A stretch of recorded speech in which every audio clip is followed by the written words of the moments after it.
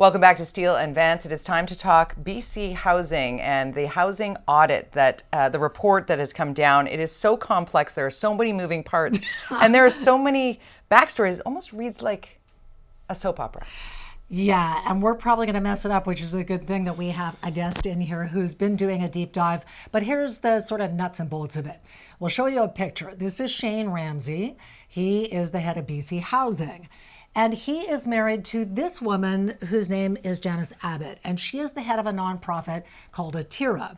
Now, when they got married about a decade ago, there were some rules put in place to make sure that there was no conflict of interest between these two positions. Well, apparently that didn't work. Well, he stepped down, right?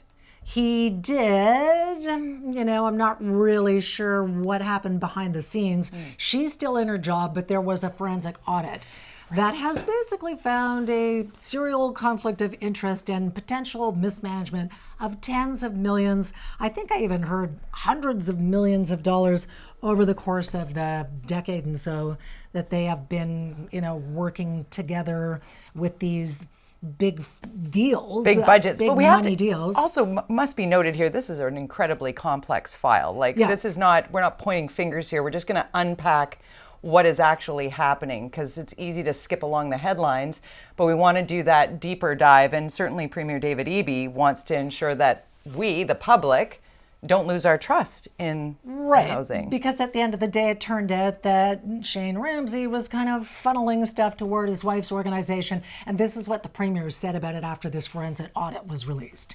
The lengths to which the CEO went to prevent the public and government from knowing about this activity, altering the minutes of meetings,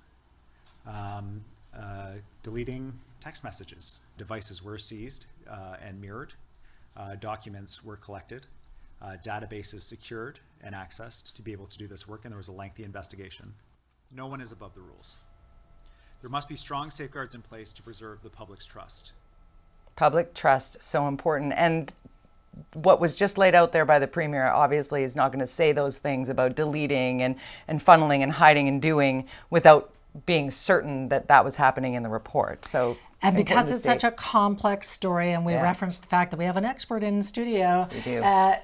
Jen St. Denis is a Vancouver journalist with the Tyee, and you've been working on this story for a long time, and you've been kicking up some dust and uncovering some important things. And this is just one of the stories that you have written on this particular case. So walk us through the kind of Coles Note version of what was happening. For someone who doesn't know anything about this file. Yeah, so it was actually pretty simple. So when two people are married and they both work in the same sector, and so Janice Abbott is the head of Tyee, a women's resource society. They're a major housing provider, and they're getting a lot of funding from BC Housing. Now, the CEO of BC Housing was Shane Ramsey, and the two of them are married. And I think we all know that, in a situation like that, you have a conflict of interest protocol. It was all laid out in a document. Shane Ramsey was not supposed to have any part in discussions that involved his wife's organization.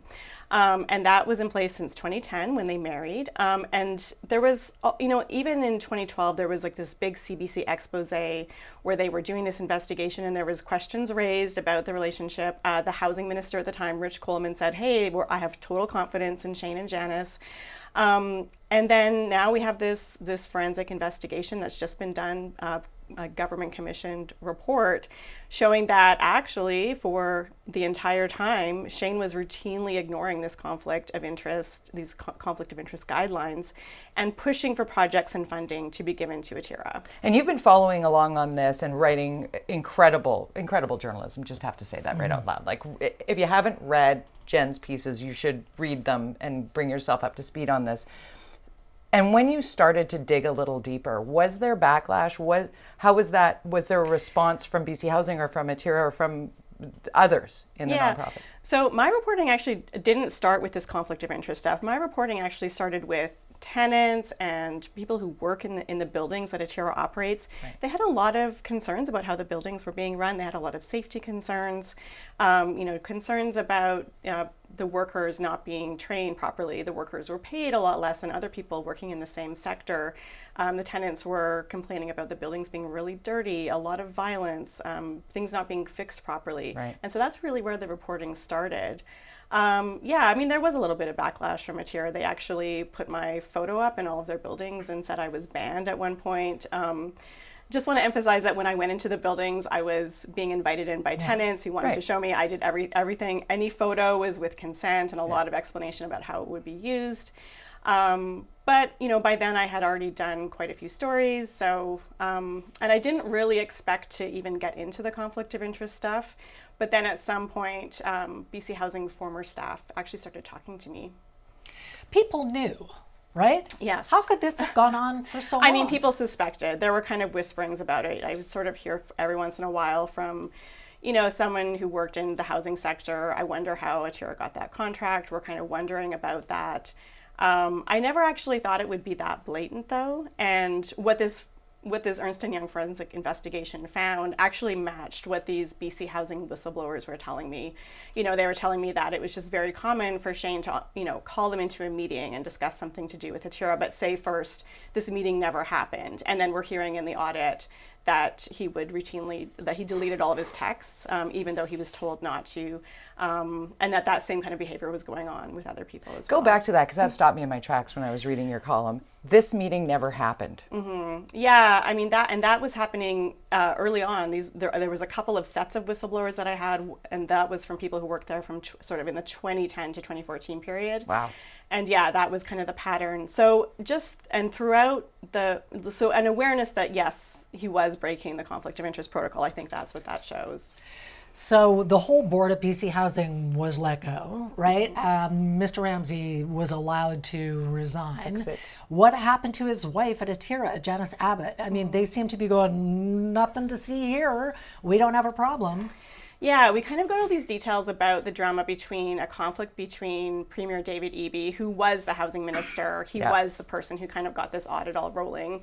So we heard about this conflict between him and the previous board, where he wanted Shane Ramsey gone, and the previous board, what I've heard from one of those previous board members is that they were concerned about the legal liability of that. But that seems to be why that previous board was let go in the summer of 2022. And then shortly after, yes, Shane Ramsey, you know, initially it was sort of like put out like, oh, I decided to go, but now we're learning that it really wasn't his decision. Kind of nudged out. Now, when it comes to Janice Abbott, after this forensic investigation happened, and we need to say that this forensic audit did not find any wrongdoing. It didn't find that they had personally enriched themselves from this activity. Yeah. And it did not find that Tyee had misused provincial funds. And so Tyee Women's Resources Center, their society, their board has said that because of that, they are in full support of their CEO, Janice Abbott, who's been there since 1992. She kind of really is the face of the organization. Right. They've just very clearly said, we support her. There's so much here. We could talk to you about this for an hour, honestly. It's such great reporting that you've done. And as you're stating this along the way, you're talking about the people within BC Housing. You're talking about whistleblowers within the SROs. It places people who work within this sector. So clearly there are great people working within it that can identify where the shortfalls are. What might happen? What should or could the next steps be, other than saying this is wrong? Well, you know, I would kind of like to see, you know, supportive housing it's really challenging housing to run, but it's really important. But I actually hear across the board, you know, that I hear complaints from tenants, and sometimes it's hard to know, like, are those complaints valid, or is there something going on? I'd sort of like to see some sort of external watchdog put in place to be able to oversee supportive housing and be able to kind of adjudicate complaints coming from tenants, and be able to determine like whether those are valid or not. I think that would maybe take the pressure off of this and reduce some of the conflict that happens between the operators and the tenants. You know, there's often rules that are put in place, like you can't have visitors, and tenants will be complaining about that, but there are valid safety reasons for that, and sometimes they go to the residential tenancy board and there's a ruling that yes, you can have visitors because those are BC's rent laws. So I think it would be good if all of those questions were kind of, first of all, cleared up, and then there was some sort of agency to kind of look into and see whether things are being operated properly. Because at the end of the day, we're talking about a huge amount of taxpayers' dollars. Yes, we are. We yeah. need full oversight.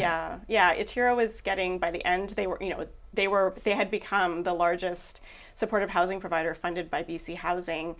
And then when we see this audit, we can see that Shane Ramsey was just continually funding projects and funding to them, and they were really outstripping, the other supportive housing providers who also do this work. And so at the end of the day, they were being funded to the tune of $74 million. Wow. Which was about $35 million more than the other agencies. Atira disputes that number. They say it was more like 20 million, but give or take. But the graph in your column is like, Yeah. So it impacts all of and you the could see sector. that before they did this forensic audit. If you just compared, which is what I did, you could just see that they'd had this huge growth and hey, the BC government has been increasing the funding to all of these supportive housing providers for good reason. They want to tackle homelessness. That's good, but just just Atira's increase was just so much more than the others. It really was interesting to see that pattern. So That is really quite something. Good for you for shining a light and for digging in deep, because a lot of journalists are not doing as much of that as we should be doing these days. So thank you so much for this. Thank you. Really fascinating. Appreciate you. Jen St. Denis. You from gotta the Tyee. read in the Tyee, Jen St. Denis. Keep yourself informed on this. We've got lots coming up in the show, including the fertility question that is happening across this country, how fertility levels have dropped in Canada. Why is that? And what about those who are waiting later in life to have children? How do they access fertility treatment? Dr. Al Uspi is with us from Olive Fertility Centers. Yep, and still ahead, it's over. Well, the COVID emergency is over, at least according to the World Health Organization. But is it really over? A new variant is showing up in BC that's linked to pink eye.